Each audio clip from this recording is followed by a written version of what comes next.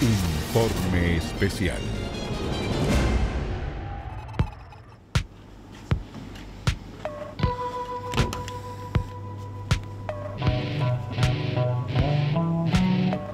A veces una polera no es exactamente una polera. Tengo una polera para ti. ¿De qué? ¿Una polera? ¿Una polera va a pasarte? Pero ¿y cuándo tendría que ir a buscarla yo? ¿De tarde? ¿O mañana? ¿Mañana vamos al gimnasio? ¿Ya? ¿Ya mañana? ¿Mañana? Ya, mañana no. Tranquilo. A veces resulta indispensable tener un abogado. ¿Ahora tienes que declarar? Tengo que ir mañana, pero ahí por lo menos a usted me dijeron que me presente, pero no declare, hasta que no vean de qué se trata. Sí, eso mismo te iba a decir, porque de hecho yo me estoy asesorando con un abogado. A mí me van a prestar, pues. No, sí sé, pues bueno. A veces es el primero y no el último coletazo. La semana creo que cita nacional del fiscal, de Sana lo van a interrogar la Diposcar, y ahí sí, de abajo de Tesorería también los van a interrogar. No sé si esta semana es el último coletazo que se manda esta hueá. A veces hay que salvar lo que se pueda. ¿Y a mi señora la pueden agarrar ahí con...? No, pues que ya se viene separación de bienes y los bienes ya no tienen nada que ver. Las sociedades no entran en el tema ahí tampoco. Yo estoy claro con mi señoría. El que soltó el dinero fiscal, entre comillas, son los que firman, los giradores. Y es el que tiene otro tipo de pena. Ese bueno se puede 15 años para adentro. Por eso le decía que con conversado que en el fondo traten de blindarse en esas cosas y traten de hacer bien nomás. Pues yo sé que lo van a pasar mal, pero uno tiene que hacer un mega culpa algunas cosas nomás.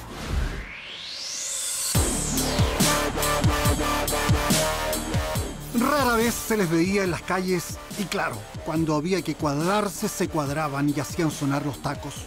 Formados en el orden y el amor a la patria, la vida les sonreía. Visitantes frecuentes del borde río. Tenían dinero, algunos incluso escondían dorados billetes en las bodegas de sus departamentos o en cajas bancarias. Era comprensible, la vida en una gran ciudad se ha tornado peligrosa. Los emprendedores iniciaban rentables negocios. A los más jóvenes les gustaba pasarlo bien, vestir Hugo Boss o arrendar un helicóptero para gozar la iluminada noche de Las Vegas en Estados Unidos. Ahorrativos algunos prepagaban préstamos o compraban casas. Los campechanos adquirían caballos corraleros, vaquitas o parcelas frente a bucólicos lagos. Los motoqueros usaban espléndidas Harley Davidson para ir a Lima o Buenos Aires. Gente honorable, tenientes, capitanes, coroneles y generales. Eran los jefes, los líderes que habrían ideado una beca a la que pocos postulaban. Requería ciertos conocimientos y desmesuradas ambiciones. Era generosa con los leales, uniformados y civiles que concurrían a este inmueble, el edificio General Norambuena, pero no todos eran tratados de la misma manera. La diferencia radicaba que era la beca Norambuena. Y la beca Norambuena, cualquiera que tuviéramos la especialidad de intendencia el día de hoy, a no cualquiera de nosotros nos iban a llamar. A mí me iban a tasar previamente si estaba en condiciones de poder sumarme a esta máquina. ¿Eso ocurría? O ocurría. Campos o Santiago están probados y por tanto pueden formar parte. De lo contrario, si no hubiesen tenido las observaciones, no podían arriesgarse a eso. Y también tenía miembros que se dedicaban precisamente a reclutar personas, a no cualquiera.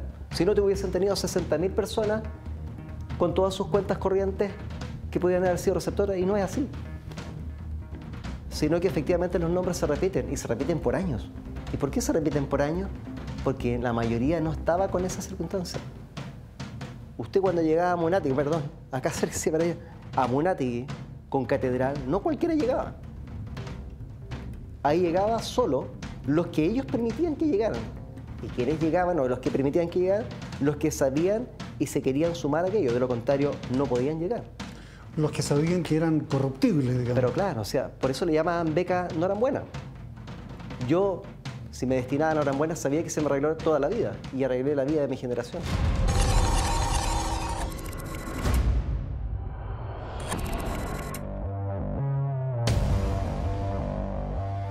Revelada la dimensión del fraude, la beca Norambuena mutó en el Paco Gate, apodo periodístico que remite al escandaloso Watergate y a la renuncia del presidente Nixon en Estados Unidos. En Chile, el Paco Gate alcanzaba a jefes aparentemente intocables. Nosotros pensábamos que un general nunca iba a caer. El capitán Estrada me dijo, quédate tranquilo, no te pasará nada, hay peces gordos, muy gordos.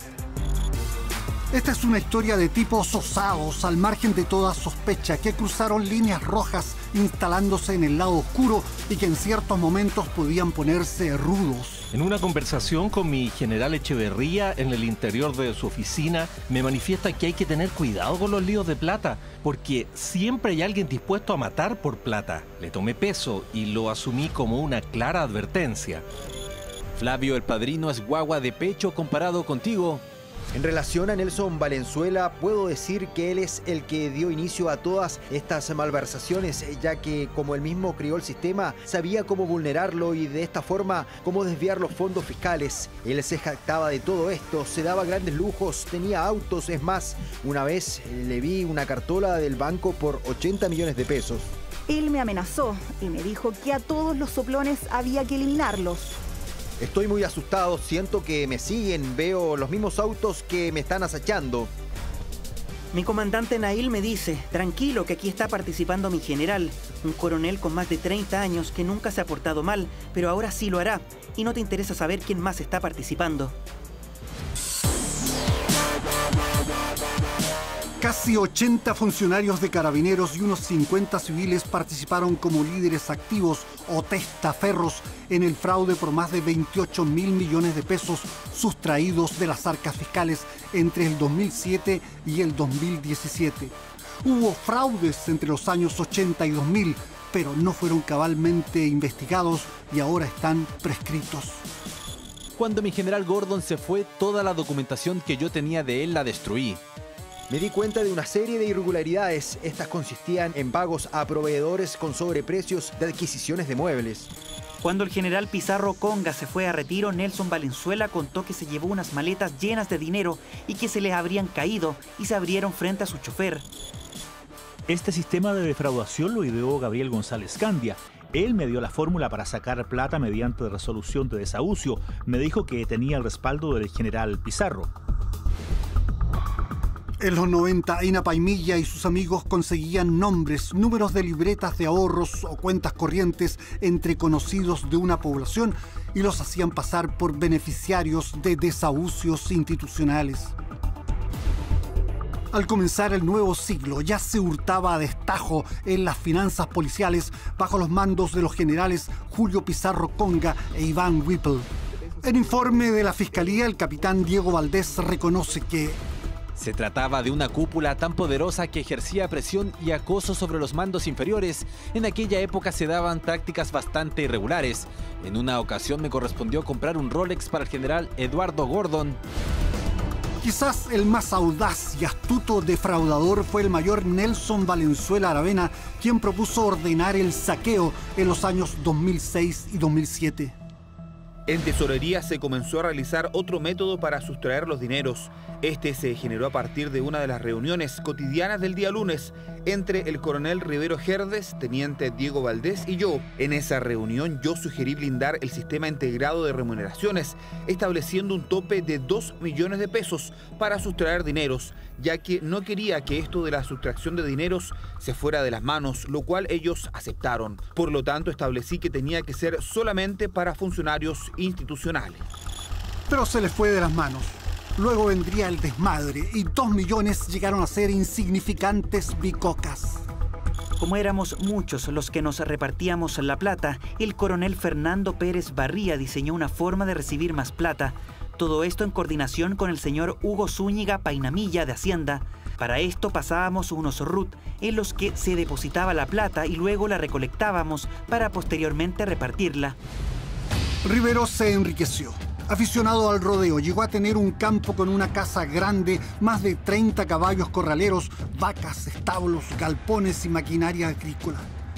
Confesó haberse quedado con 200 o 300 millones, pero su fortuna superaba en esos años los 1.500 millones de pesos. Por entonces, su sueldo como oficial era poco más de 1 millón de pesos.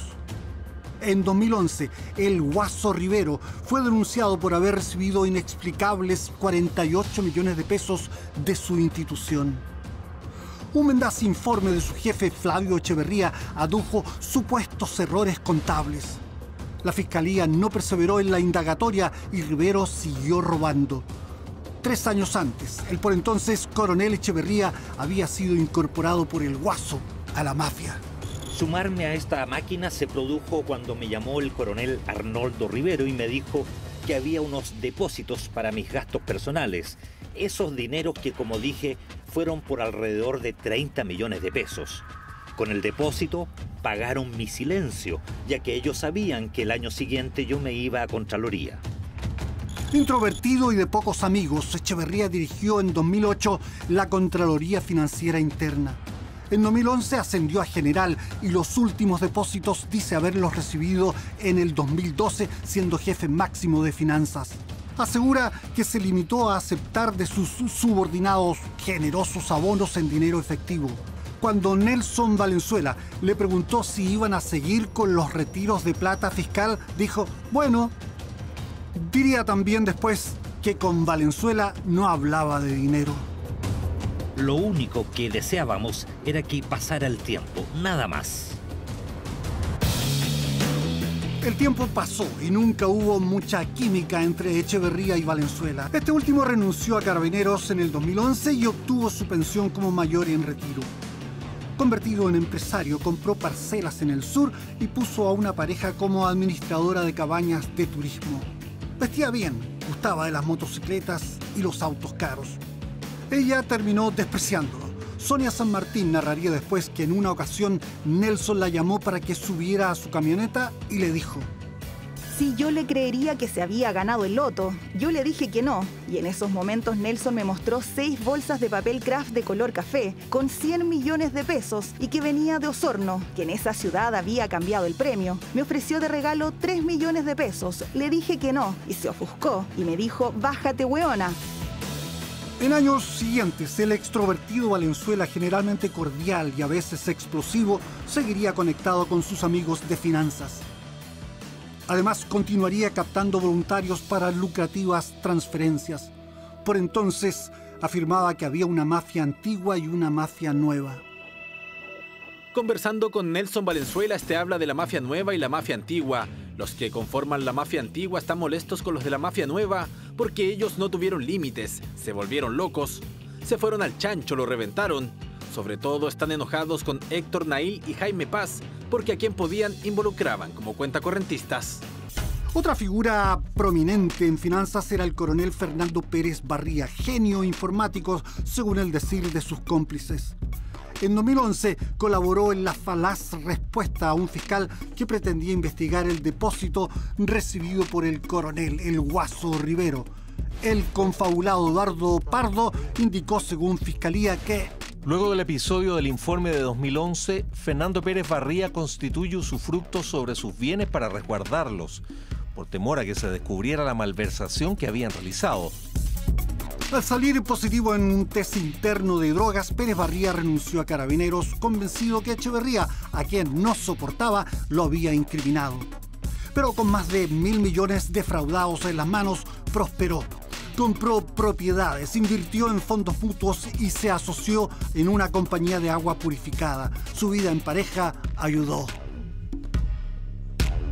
Yo figuro como soltero, pero tengo una relación de pareja por más de 30 años. Mi señora es coronel de Carabineros, por tanto ya tiene sus ingresos de retiro como coronel. Además, ella es hija soltera y tiene la pensión de su padre, que es coronel retirado también. Luego fue contratada como CPR en la Academia de Ciencias Policiales con una renta en función de su grado. Por tal motivo, ella percibe rentas de coronel. Además, percibimos rentas por arrendamientos y prestación de servicios profesionales. La máquina operaba con distintas modalidades. Oficiales, suboficiales, familiares, amigos y conocidos eran reclutados para facilitar RUT y números de sus cuentas bancarias. Después se les depositaba el dinero rapiñado de cuentas institucionales. Quienes aceptaban el negocio podían quedarse hasta con un 10% del dinero. El resto era repartido en efectivo a los jefes. ¿Qué pasó por las mentes de Iván Whipple, Flavio Echeverría, Arnoldo Rivero, Fernando Pérez Barría, Jaime Paz, Nelson Valenzuela, Carlos Cárcamo, Héctor Nail, Diego Valdés, Robinson Carvajal, Randy Maldonado, José Inapaimilla y tantos otros oficiales y suboficiales que asaltaron reiteradamente al mismo fisco que los empleaba y el cual les seguirá pagando sus pensiones hasta que mueran? Todos queríamos que Carabineros fuera nuestra reserva moral. Desafortunadamente no lo es. Acá le hemos señalado con fuerza a la comunidad también que aquí no hay personas ni grupo privilegiado. Uno queda con la sensación personal de que esta maquinaria venía defraudatoria, venía funcionando también hacia atrás. Estas discretas oficinas del centro de Santiago custodian ese perturbador hacia atrás de latrocinios. Apretados en los anaqueles hay cientos de cartapacios con pericias, declaraciones, reproducciones de transferencias y cheques. Aquí trabajó un equipo de abogados y policías encabezado por Eugenio Campos, un serio, atildado e implacable fiscal que estaba instalado en Magallanes al destaparse el fraude en una sucursal bancaria de Punta Arenas. Comenzamos con esta investigación en octubre del año 2016. Un año antes, en noviembre del 2015, al capitán Felipe Ávila, quien indagaba accidentes del tránsito en Punta Arenas, le depositaron 44 millones de pesos. A la gente del banco Falabella le extrañó que un policía con un sueldo de 2 millones mensuales recibiera de una cuenta fiscal tan sospechoso monto. Atascada la transferencia, desde General Norambuena intentaron un control de daños, arguyendo que se trataba de un error. A diferencia de lo ocurrido antes con cientos de abonos ilícitos, ahora la burocracia bancaria se movió con rapidez, informando a la unidad de análisis financiero del Ministerio de Hacienda. Pronto intervino el Ministerio Público. El sistema antilavado chileno cumplió efectivamente la labor que tenía que realizar. Se reportó operaciones sospechosas, se reportaron operaciones en dinero en efectivo, en las cuales al ejecutivo de aquel banco, en este caso privado, le llamó la atención y cumple la obligación legal y lo reporta. Muchos se sorprenderán al saber que fueron carabineros del OS7 especializados en narcotráfico, dirigidos por Tulio Muñoz, a la época aún mayor, quienes contribuyeron a desentrañar la madeja del fraude tejida por oficiales corruptos. Nosotros no tuvimos ninguna traba durante nuestra investigación. Estoy pensando en el general Villalobos, nunca pidió a ver cómo iba la investigación o simplemente dejó que funcionara este camino que está usted siguiendo junto con el fiscal Campos. Mi general Villalobos nunca interrumpió, nunca se entrometió en la investigación. El mayor Muñoz, hoy coronel, es un Paco con calle que persiguió narcotraficantes buena parte de su vida profesional y que ahora debía investigar a camaradas policías, casi todos de mayor grado. Nosotros también que tratar, ¿cierto?, en nuestra jerarquía al que es más antiguo de mí. O sea, mi coronel, mi general. Por lo tanto, nosotros lo hacemos con respeto, pero no por eso íbamos a ser menos incisivos. Parecía increíble lo que fiscales y policías estaban descubriendo. Una estructura criminal que incluía diversos métodos para robar. Desgarrado el tumor, fluía la podredumbre. La verdad que uno queda impávido, incrédulo, que algo sí pudiese estar sucediendo. Es decir, nosotros nos formamos en una escuela donde nos crean valores, donde tenemos ética. Para nosotros era algo insólito.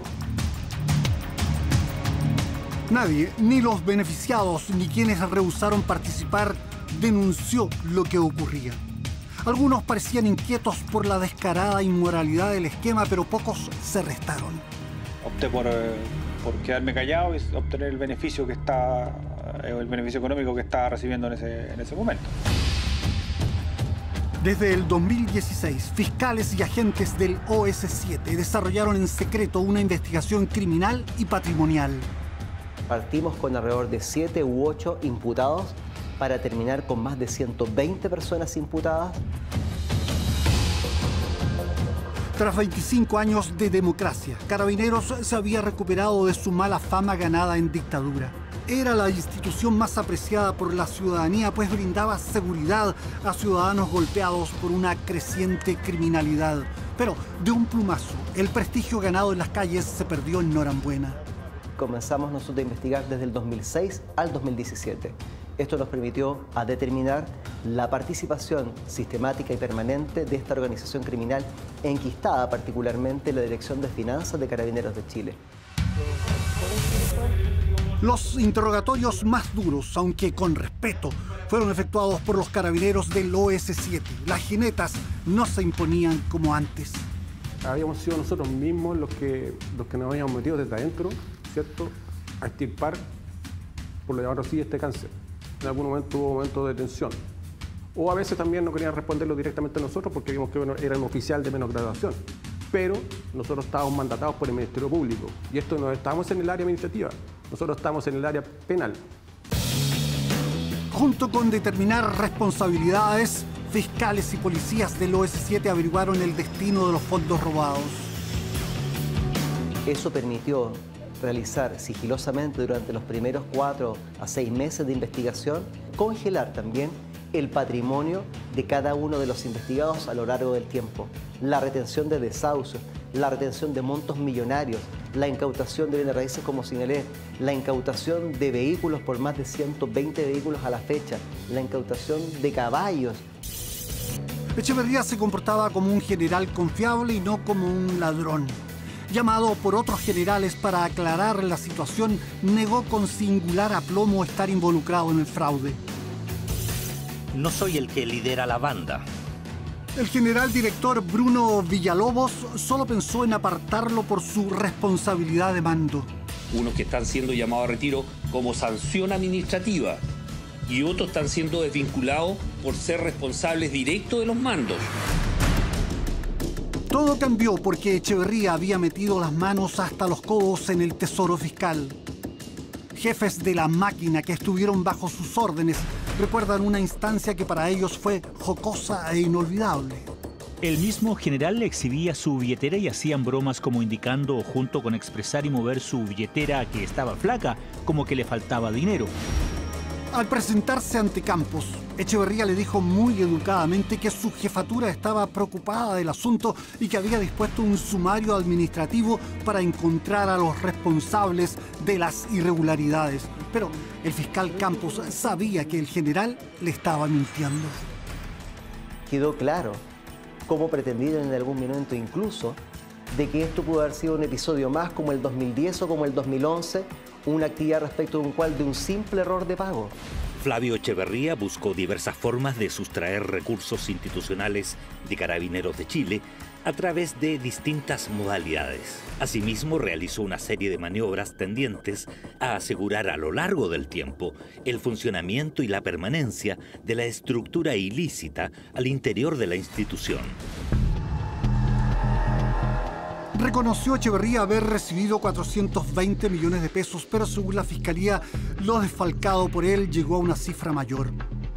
En el 2012, Echeverría parece haber vivido una suerte de conflicto existencial entre el dinero fácil de la máquina y su desempeño como sobrio general. Yo cité al coronel Cárcamo, al mayor Valdés y al mayor Maldonado. Les dije que se suspendían los movimientos para sacar plata, que a contar de esa fecha no se hacía más. El motivo fue que ya estaba bueno, que no más, y ellos solo dijeron a su orden. Esto fue el año 2012. Pero la codicia es un animal duro de matar y prosiguieron los manotazos. Los montos al general Echeverría siempre eran como entre 70 u 80 millones de pesos que le entregábamos en efectivo. De ahí iba fluctuando. Creo que la última vez que le entregamos al general Echeverría fue en noviembre del 2015. Un año después, y desde Punta Arenas se expandía cual bomba de racimo el caso Ávila. Se detectaron más de 500 millones canalizados por el capitán a los líderes del fraude. Tratando de encapsular el asunto, Echeverría exige devolver algo de lo robado. Yo puse como aproximadamente 670 millones, que era lo que faltaba por poner y completar los montos. Pero ya era tarde. Y a los especialistas en desbaratar pandillas algo no les cuadraba. Estamos hablando de casi 600 millones que se reintegraron en 2 semanas. Era normal la cantidad de dinero que se estaba reintegrando de tan rápido. Y por eso nosotros teníamos la convicción de que había algo más. Y seguimos adelante. Aumentaban los implicados y crecía el escándalo salpicando al mando superior. Confrontado con las evidencias, Echeverría confesó a Campos el dolo e involucró a los generales directores en apropiación indebida de los gastos reservados. Se abrían entonces 2 vías paralelas de persecución penal, el Paco Gate, relacionado exclusivamente con la sustracción de dineros en el área de las finanzas policiales a cargo del fiscal Campos, y la inesperada arista del mal uso de los gastos reservados que complica a generales directores y oficiales de alto rango, investigada por la Fiscalía de Alta Complejidad dirigida por Jimena Chong. En la causa madre del fraude en finanzas, el OS7 interceptó teléfonos y vigiló de cerca a sus líderes. Algunos pretendieron que los informáticos civiles Patricio Miranda y Patricio Rojas asumieran toda la culpa. No sabéis que el que me ha dado la cara soy yo contigo, yo no falta ni una hueá. Me las tengo que comer ahorita, po. El señor Naim brilla por su ausencia, el maricón que nos vendió. Iniciada la pesquisa, Nelson Valenzuela dice estar preocupado por la situación de su compadre, el comandante Héctor Nail. A mí me preocupa él, porque se pone amigo mío y yo sé lo que está pasando toda esa weá y todo lo que se está comiendo. Así yo le dije, bueno, haga ni tal de pegarte un tiro, weón. Porque puede llegar a ser Chema que ya no aguante más la presión. Nelson Valenzuela, incluso estando en retiro, daba órdenes. ¿Usted comprenderá que una institución jerarquizada, uno que está afuera, sigue dando órdenes? Valenzuela es fotografiado entonces por el OS7 en distintos lugares. Aquí se le ve recibiendo 2 pendrives que contenían los últimos traspasos irregulares de fondos fiscales. Sugiere Valenzuela que todos apunten contra Echeverría. Insisto, disparen contra él nomás y cae raja nomás. No, en serio, y pónganse en la dura nomás, porque él se va a blindar todo por todos lados. Y creo que no corresponde porque el responsable de todo esto es él nomás. Valenzuela aconseja calma al coronel Jaime Paz y considerar los bienes que podrían escapar al decomiso fiscal. Obviamente va a tener que pagar la wea sí o sí, eso ya está claro. Lo único que es inembargable es el sueldo, la pensión. Sí. Ese es lo único inembargable, lo demás todo puede correr peligro. El coronel Paz recibió 465 millones de pesos. Su casa sería allanada por los oficiales del OS7 de Carabineros y numerosos documentos confidenciales fueron incautados. Nadie sabe desde cuándo empezaron a ser escamoteados los dineros fiscales en la Dirección de Finanzas de Carabineros. Algunos suponen que desde siempre. Llama la atención que la Contraloría General de la República no haya detenido a tiempo esa sangría de recursos públicos ni descubierto las estructuras que la permitieron. Pero lo extraño es que pudo haberlo hecho según la Fiscalía. Debo señalar que una de las aristas que también seguimos investigando dice relación con una denuncia propiamente tal respecto al extravío de este sumario al interior de la Contraloría General de la República. Durante el año 2010, la División de Toma de Razón y Registro de la Contraloría comunicó a Ramiro Mendoza, contralor de la época, graves irregularidades ocurridas en el área de tesorería y remuneraciones de Carabineros. Se referían al pago indebido de remuneraciones cuyos montos hasta hoy se desconocen. El organismo dispuso la instrucción de un sumario administrativo y la resolución fue firmada por la subcontralora Patricia Arregada y notificada a Carabineros. Ese sumario era, desde mi perspectiva, era una hebra que se podría haber tirado y que podría haber dado luces respecto de lo que estaba ocurriendo en Carabineros. Hasta ahí todo normal, pero algo imprevisto sucede porque el contralor Mendoza recibe al general director Eduardo Gordon. La charla que tuvieron es un misterio. Yo lo que hice cuando me entero de esto fue tratar de reconstituir la historia. Y eso fue muy difícil, fue prácticamente imposible poder reconstituir qué había ocurrido en ese momento. Difícil reconstrucción porque la resolución fue retirada de Carabineros en junio del 2010 por instrucción de la Contraloría, dejándose una anotación manuscrita con la palabra anulada. Hasta hoy no existe constancia de haberse dejado sin efecto por acto administrativo, formal, legal y válido. De hecho, Mendoza aclaró que la promesa de Gordon de investigar el supuesto fraude lo había dejado tranquilo y que por lo mismo no tuvo reparos en tomar la decisión de anular el proceso. ¿Usted va a citar a declarar al ex contralor Ramiro Mendoza en este tema? Así como hay diversos funcionarios policiales e institucionales, como también exministros y subsecretarios dentro del mismo desarrollo de esta investigación, por cierto, hay diversos funcionarios de la Contraloría General de la República que están siendo citados a declarar en este juicio. Ya volvemos con Informe Especial. El fracaso de los controles internos y externos pareció fortalecer la impunidad del personal policial adscrito a las finanzas de Carabineros. Durante al menos estos 10 años, 2006 al 2017, que no fue descubierta y permanencia en el tiempo respecto de la cual todos los controles fallaron y que permitieron que esta organización se siguiera lucrando con los dineros del Estado y del fisco. Esto conllevó también a que, en definitiva, todo este tema millonario se realizara de formas diversamente subrepticias o encubiertas. Lo señalé, la adulteración de los archivos, que solo algunos podían llegar, la adulteración y falsificación de resoluciones en las cuales se obtenían desahucios que no debieran ser ejecutados, el pago de desahucios de personas civiles que nunca fueron carabineros, que también se obtuvieron, las licencias médicas que no habían sido recuperadas, se obtenían y se creaban cuentas, en este caso denominadas fantasmas, porque no tenían ningún registro en el sistema orgánico tanto de Carabineros como de la Contraloría General de la República. Para el ex general Echeverría, la Fiscalía pide prisión perpetua más otros 35 años de cárcel por diferentes delitos. Los más graves, integrar una asociación ilícita, defraudar al fisco y lavar dinero. Para los principales líderes, las penas pedidas no bajan de los 40 años de cárcel. El juicio oral para 31 de los líderes comenzó en marzo. Entre exuniformados y civiles, hay hasta ahora 95 condenados que ya optaron por un juicio abreviado y que están pagando algo de lo sustraído. Pequé de codicioso en su momento por obtener estos dineros. Obviamente estoy muy arrepentido de la situación, estoy dispuesto también a resarcir el daño causado y obviamente apoyar en todo lo que pueda la investigación que se está desarrollando. El Consejo de Defensa del Estado espera recuperar más de un 26% de los al menos 28.348.928.198 pesos defraudados.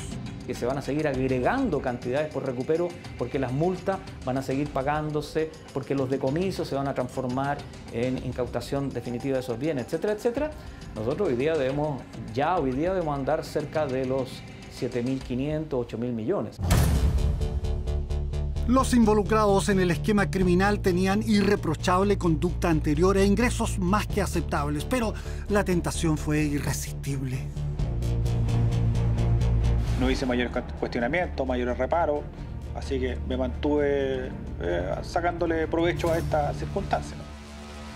Esta es la lista de propiedades, parcelas, departamentos, bodegas, estacionamientos, autos, camionetas, motocicletas y caballos ya incautados y que según la Fiscalía fueron comprados con dinero negro por los beneficiarios de la beca Norambuena.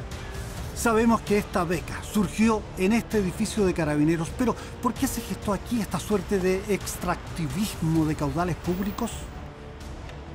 Los zarpazos históricos a las cuentas fiscales y las viejas corruptelas dieron paso en los años 2000 a un saqueo más sistemático.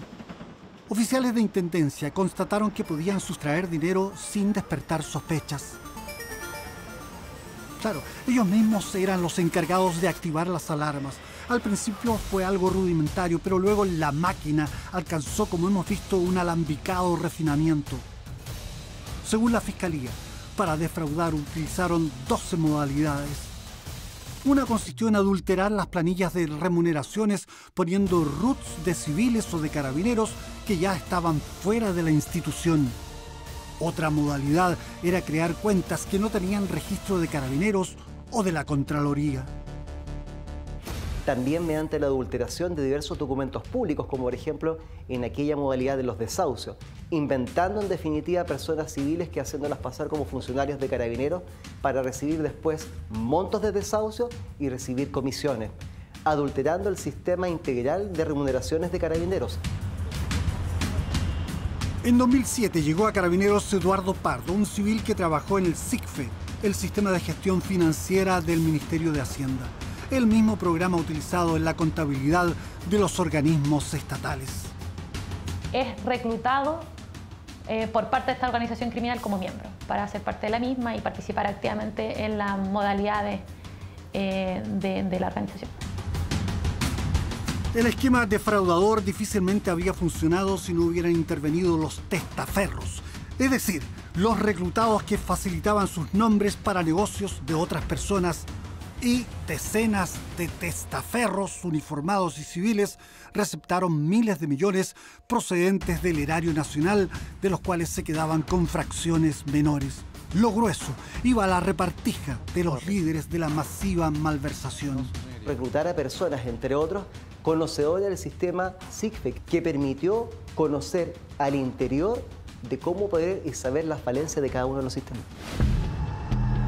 En el juicio oral en curso, la Fiscalía espera demostrar que la asociación ilícita sustrajo fondos públicos durante un decenio. Liderada por Carabineros, participaron también en ella empleados civiles. Defraudaron, falsificaron y lavaron activos. ¿Cómo lo hicieron? ¿Puede mutar una estructura piramidal de mando militar en una estructura de mando mafioso? Esto es una cadena delictual. Y hay que entenderlo que aquí se requiere un delito base, y este delito base o el delito primario, para que todos los demás también existan, parte de la columna vertebral de la malversación de caudales. Lo que luego hago de este dinero mal habido, ilegal, que yo obtuve y que lo traspaso nuevamente a la economía formal, genera efectivamente el lado activo. ¿Con el objetivo de qué? De que se estratifique, de que obtenga créditos, de que compre bienes, de que tenga testaferros, de que me permita efectivamente lavar este dinero ilícito para obtener y darle apariencia de legalidad. Junto con la malversación, el lavado, tener la asociación ilícita, porque de lo contrario, la permanencia y los montos no se hubiesen podido ejecutar sino haber tenido una organización jerarquizada, estratificada, con funciones absolutamente claras y con un objeto final que era solo malversar caudales públicos. Abogados defensores de los acusados ponen en duda que haya existido una asociación ilícita que ideó y usufructuó del fraude en Carabineros. Yo creo que esta acusación de asociación ilícita, en este caso, y de hablar de un fraude, de un mega fraude, básicamente está tratando de jugar con la idea de que este es un hecho aislado. De decir que, mira, aquí hubo un grupo de personas que se reunió, se puso de acuerdo y sustrajo cantidades de dinero. Y es, la verdad, querer cerrar los ojos a una realidad que es bastante evidente si uno se mete un poquito en la investigación. En la propia investigación vimos que los mismos métodos que se usaban para sustraer dineros en la medida de los 90 o del 2000, se venían usando el año 88. O sea, hay un imputado que cuando le preguntan, bueno, ¿qué nos puede decir de esto? Dijo, bueno, nosotros venimos usando este método del año 88. O sea, antes inclusive del advenimiento de la democracia. Luego tenemos, en similares términos, denuncias de hechos en los 90, 91, 92, 93, 95, 97. Es decir, no estamos hablando ni de hechos aislados, ni de personas que se hayan juntado a hacerlo. Es más bien una cultura institucional.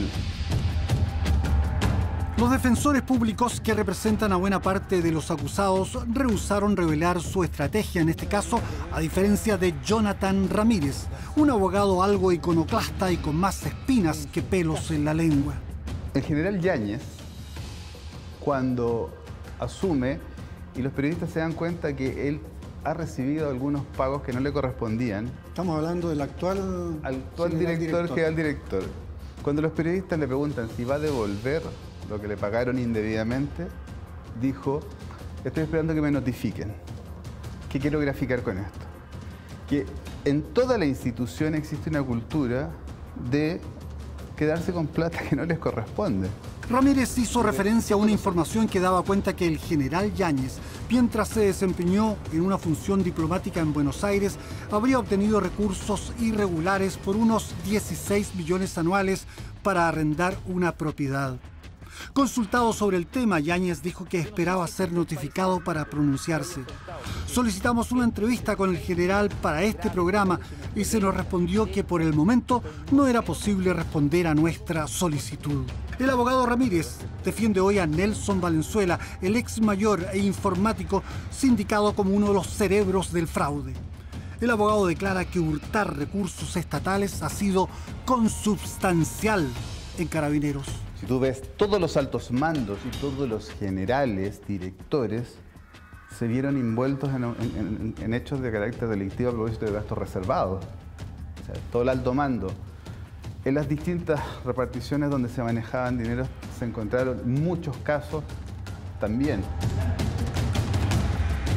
A pocos funcionarios se les ocurre devolver el dinero que por distintas razones les fue pagado en exceso, agrega Ramírez. Existe lo que dice el general Yáñez, es: espero que me notifiquen. Una vez que me notifiquen, yo voy a pedir primero una condonación y si no me condonan, la posibilidad de pagar en cuotas. Más que de una asociación ilícita, se trató de un sistema y una cultura institucionalizada anclada quizás desde la fundación de Carabineros. De los 23 años que estuve en la institución, había un clima, una cultura organizacional de saltar normas, de cometer delitos. Morales fue el primer implicado en el Paco Gate que admitió públicamente haber permitido el uso de su cuenta bancaria para depósitos espurios. A los fiscales confesó eso y mucho más. Cuando hay señores generales metidos en ilícito, hay toda una estructura que funciona para encubrir eso. Más de una vez, la prensa expuso situaciones que involucraban flagrante corrupción en Carabineros, pero no se les dio suficiente relevancia. Aunque las sondas de la Contraloría General de la República no lograron captar las dimensiones profundas del fraude en el Departamento de Finanzas de Carabineros, sí había advertido antes algunos inquietantes desórdenes en el manejo de dinero en la institución policial. En un documento publicado después de conocido el fraude de la beca Norambuena, la Contraloría señaló que en las 39 auditorías practicadas en Carabineros se han detectado irregularidades en materia de remuneraciones, pagos al personal, adquisiciones de radiopatrullas, mantención y repuesto de vehículos, reposición de retenes o cuarteles, compras de equipos computacionales, pago de remuneraciones a profesores en academias policiales, préstamos habitacionales, aspectos contables, uso de vehículos, uso y mantención de aeronaves policiales y procesos de compras de insumos, entre otros. Probablemente la descomposición en ciertas esferas del poder parte con la tolerancia a pequeñas corruptelas como emplear a personal subordinado en servicios involuntarios y avanza hacia el escamoteo de los fondos asignados para operativos secretos. El historial de fraudes no revelados quizás será un arma en la defensa de los confabulados en la beca Norambuena. Entonces yo le voy a decir todas las cosas que yo he visto y de dónde se saca plata de acá. Y le empezó a decir, mire, en el año 90, cuando estaba en la escuela de aspirantes a Carabineros, bueno, la plata que estaba destinada al rancho de los aspirantes, los oficiales la agarraban y se las gastaban, se las quitaban y se las ocupaban para productos de uso personal. Luego, cuando estaba acá, vi esto otro. Luego el 95, luego el 96, le contó de formas de sacar dinero que él había visto en su trabajo, de a lo menos 10 modalidades distintas, y con nombre y apellido. O sea, les contó que el general Cienfuegos y el general Bernales habían sacado créditos hipotecarios de Carabineros que habían pagado una cuota y que luego no habían pagado más. O que el general Cienfuegos luego había pagado en efectivo el crédito hipotecario. Ya volvemos con Informe Especial. Mientras estuvo preso en la subcomisaría de Pudahuel, Nelson Valenzuela interpuso una querella criminal contra los que fueron generales directores de Carabineros, Fernando Cordero, Manuel Ugarte, Alberto Cienfuegos, Eduardo Gordon y Gustavo González Llure, a los que acusó de permitir pagos ilegales a funcionarios civiles por cerca de 30.000 millones de pesos. No es posible que al 2017 tengamos 1.700 millones mal pagados en las cuentas de Carabineros, que están esperando a esos carabineros que los notifiquen para devolverla. Para la Fiscalía, en las finanzas policiales funcionó efectivamente una mafia, una asociación ilícita con un ropaje institucional. Acá fueron funcionarios de la institución que malversaron 28.300 millones de pesos. Pero por favor, hablemos con seriedad. Estratificación, permanencia, orden jerárquico, difusión de las funciones, un bien común, precisamente ¿cuál era? La malversación de los fondos de todas las chilenas y chilenos durante 10 años. Que cada uno tenía funciones específicas que realizar. ¿O me van a decir que esas son funciones inherentes al cargo? ¿Me van a decir o le van a decir que esas son funciones propias que realiza la institución? Por cierto que no. Si yo quiero eventualmente asilarme en esa postura, debiera decir entonces de funciones que son de carácter lícito. Pero acá estamos hablando de todo ilícito, es decir, todo lo que está fuera del margen de la ley y del reglamento.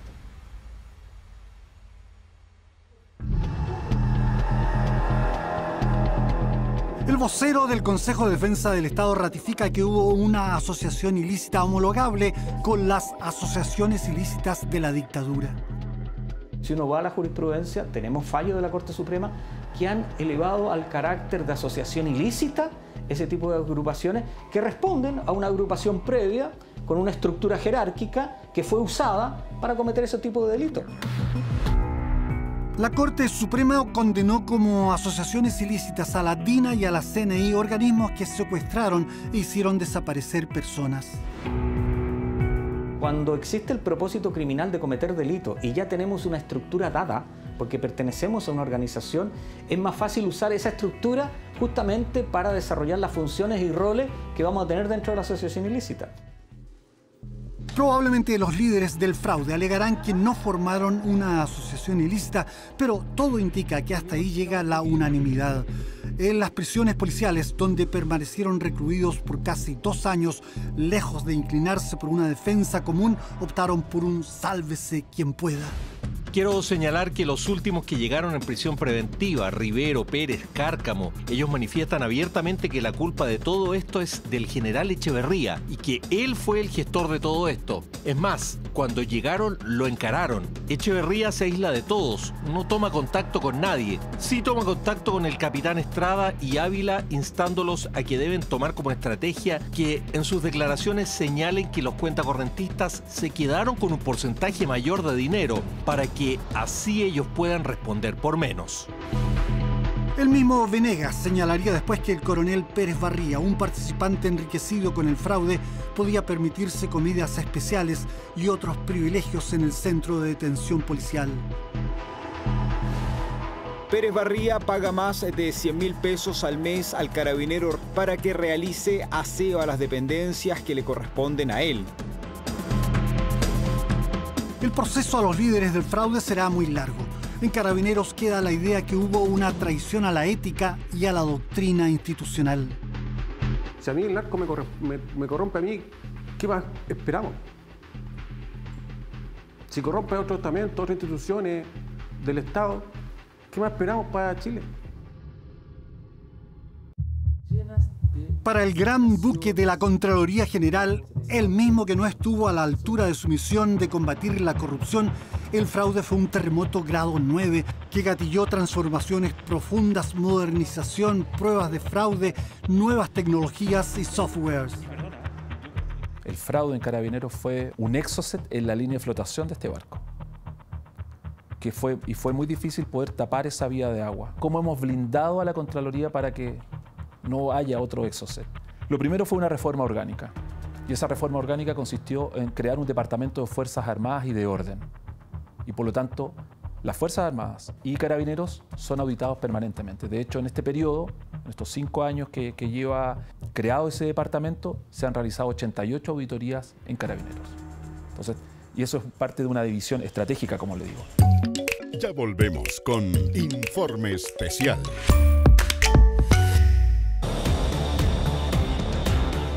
Para los hombres y mujeres del OS7 es un orgullo haber participado en el esclarecimiento integral del fraude, cuya ocurrencia será, desgraciadamente, una mancha indeleble. En este minuto espero que puedan darse cuenta que fuimos nosotros mismos los que sacamos a la luz, digamos, y hemos actuado conjuntamente con el Ministerio Público para que este fraude y estas personas que cometieron estos hechos estén donde estén, y que en este momento se esté desarrollando ese juicio. Para el Ministerio Público el trabajo es largo y de mucha responsabilidad. El mandato es algo así como el viejo caiga quien caiga contra los corruptos. Si realmente queremos abrazar y combatir la corrupción, es la forma que lo está haciendo la Fiscalía con este caso. De lo contrario, y esto tiene que ser de una mirada integral, si no hacemos nada o lo hacemos a medias, estamos confabulando con la corrupción. Estamos haciendo como sociedad todo lo necesario para acabar, en la medida de lo posible, con los contagios de criminalidad en nuestra principal policía. Es una pregunta que posiblemente muchos se están formulando en este momento.